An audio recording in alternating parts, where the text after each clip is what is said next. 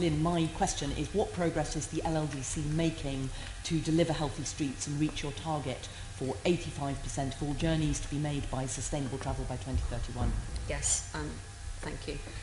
The target for 85% of all journeys to be made sustainable by 2031 is a target that is contained within the Legacies Community Scheme, so it's our own target.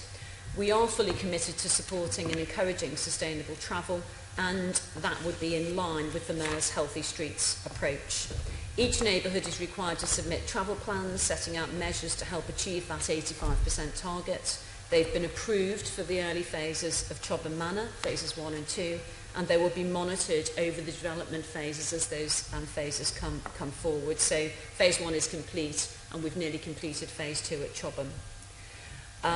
With outline planning permission also in place for Stratford Waterfront residential, design teams have been appointed for Pudding Mill Lane, and those plans are also being embedded within master plans for those areas, particularly in Pudding Mill, which is a new area of development for us. Of course, the overarching target for our wider MDC area is in line with the Healthy Streets targets, which I understand is 80%. Mm-hmm. So there's a bit of a misfit between the two. Nevertheless, in 1819, when we carried out the visitor survey, we found that we were at 83% of visitors travelling sustainably, 28% having walked or cycled, and 55% arriving by public transport. So we're not quite at that 85% own target, and we're not complacent. You'll know, I think, Caroline, from when you came to the park and had a look around yourself, that we're working hard on some transport improvements. So we are working on transport improvements on the Bromley by Bow Junction on the A12, with £21 million to be invested in partnership with TfL and the London Borough of Tower Hamlets. And we're also working to improve Montfitchet Road and Westfield Avenue. So these roads were planned at the time of the shopping centre being put in place well before the Games, and our intention is to reduce those roads by a complete lane of traffic and to introduce more easier cycling across both Montfitchet Road and Westfield Avenue.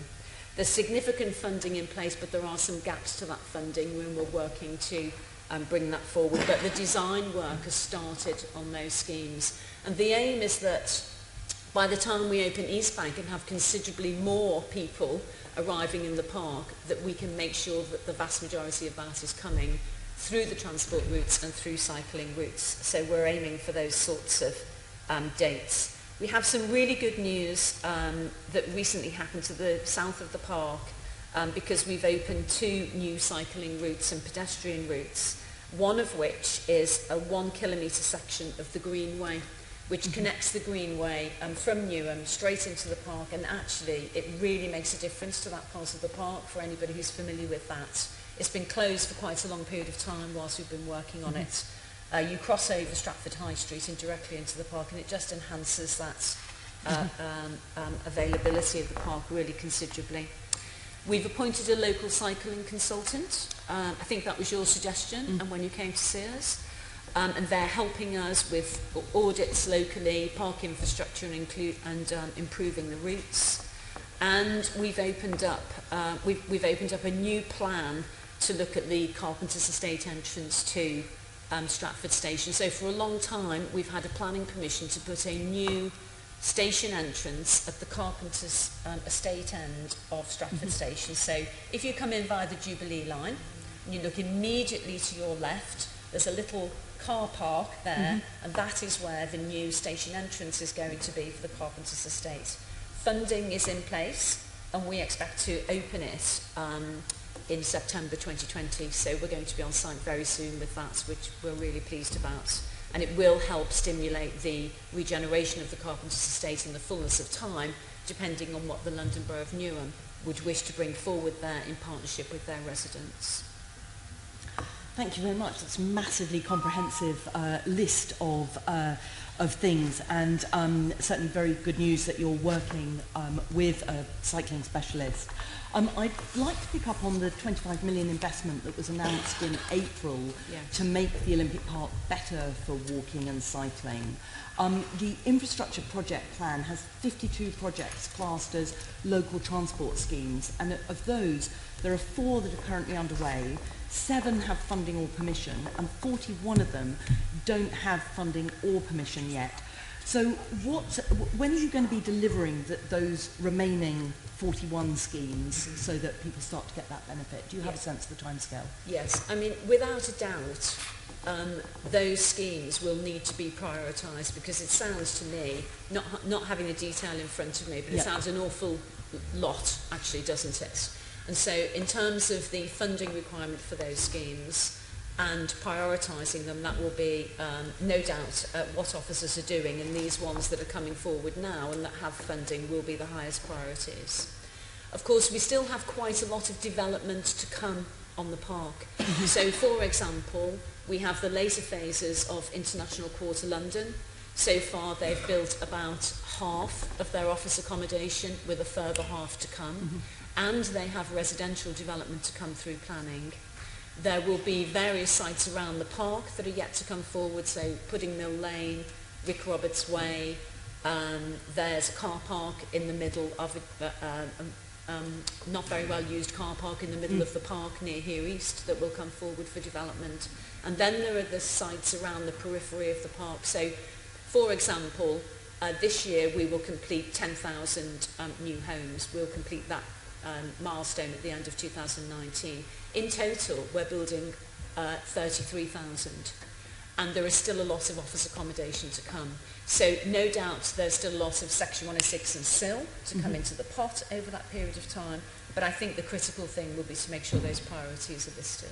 Because what's important is if you've got all that new development, all those new people either living or working in the park, you want to make sure that you're building in that walking and cycling rather than leaving people I think that's absolutely right. So the Healthy Streets initiatives will run all through the residential developments, as we know. The other thing I probably should mention is that we've started working on looking at the possibilities for improvement of Stratford Station itself. So Stratford Station at some times of the day is under quite a lot of pressure if you've used the station. I think actually other Assembly members may be asking you about Stratford Station, good. so Okay, I'll move you on. One of the concerns has been that on the Olympic Park it's been a very sort of motor-centric design with, you know, big sweeping roads and cycle tracks that were disappearing at junctions just when they're needed.